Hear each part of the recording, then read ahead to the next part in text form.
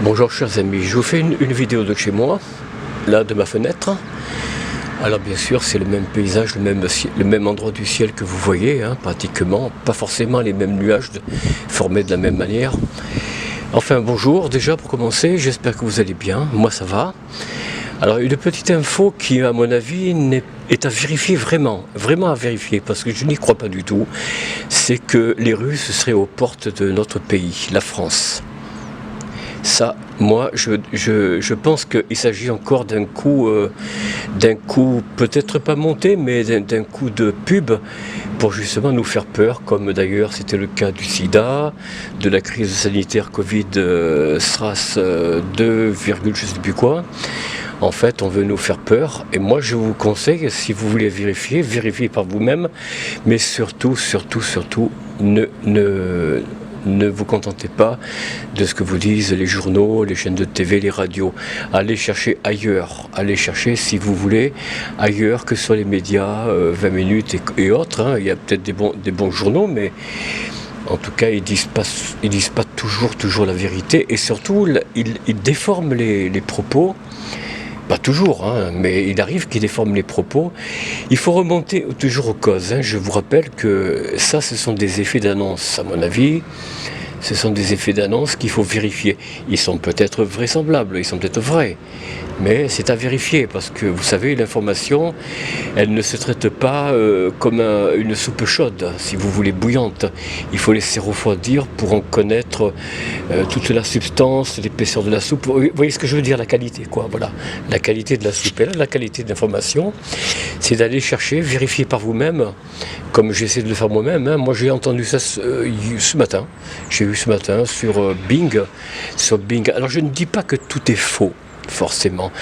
Mais est-ce que ce n'est pas là encore pour nous détourner des véritables raisons qui devraient nous préoccuper, à savoir la vie quotidienne, le pouvoir d'achat, les impôts, les taxes, je ne sais pas moi, il y a d'autres choses qui nous intéressent, qui nous touchent, que le fait de nous donner des informations de ce genre. Surtout quand on n'est même pas sûr qu'elles soient vérifiées. On essaie simplement de nous dire que le méchant russe en veut à la France.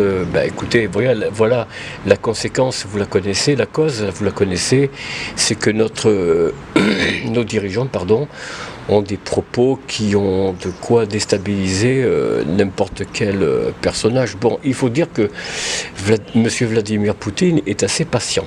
Il faut dire ce qui est. Bon, c'est l'esprit russe. C'est l'esprit russe, hein, c'est pas du tout... C'est l'esprit russe, il faut bien le savoir. Les Russes sont bien plus patients que nous, occidentaux, enfin européens. Mais il ne faut pas oublier que la Russie est européenne, en grande partie. Il n'y a que les steppes, la région très désertique enneigée, qui est un petit peu asiatique. Hein. Le Caucase, c'est la partie, on va dire, un peu extrême de la Russie. Alors je vous parle de cette information. Mais il y en a d'autres, mais qui sont pas d'un grand intérêt, si vous voulez. C'est toujours pareil, c'est pour nous faire peur et semer le doute sur les intentions réelles de la France, de la Russie peut-être. Mais regardez, pourquoi la Russie se défendrait-elle pas? Pourquoi? La Suède qui va ouvrir ses portes à l'OTAN, ou donc encore davantage, l'OTAN va se rapprocher encore davantage des frontières russes. Est-ce que vous ne croyez pas qu'un pays comme la France, si elle était rapprochée aux frontières de l'Italie par l'Allemagne ou par un autre pays, elle n'aurait pas le droit de se défendre? Bien sûr que si, c'est évident. Et la Russie a droit, comme n'importe quel pays, à se défendre dès qu'une armée arrive aux frontières. Moi, ça me paraît tout à fait légitime. En Afrique, qu'est-ce qui se passe lorsqu'un pays s'approche d'un autre pays africain? Ils se défendent.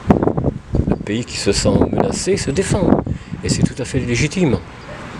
Alors, vu les propos qui ont été tenus par nos dirigeants, je ne vais pas les citer, vous les connaissez, vous avez entendu les propos du ministre du Budget et des Finances qui disait qu'il veut mettre à plat, il veut démolir l'économie russe. Bon courage.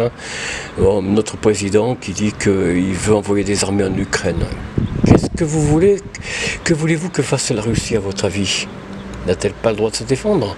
Moi, je vous pose la question. Moi, j'ai ma réponse, hein, je ne vous le cache pas, mais je vous la donnerai peut-être sur un autre format, dans un autre endroit comme Telegram. Je ne pourrais pas vous le donner ici parce que, bon, évidemment, il faut avoir des propos mesurés sur YouTube de peur que, voilà, de crainte que la vidéo ne soit pas diffusée, etc. Ça peut arriver, hein, il peut arriver qu'une vidéo, pour des propos qui ne leur plaisent pas à cette communauté invisible, hein, on ne la voit pas, hein, on ne sait pas qui c'est d'ailleurs, cette communauté. Ils parlent tous de communauté, mais bon, moi je devine qui c'est. Hein. Bon, la communauté, moi je la connais, mais ils ne veulent pas le dire.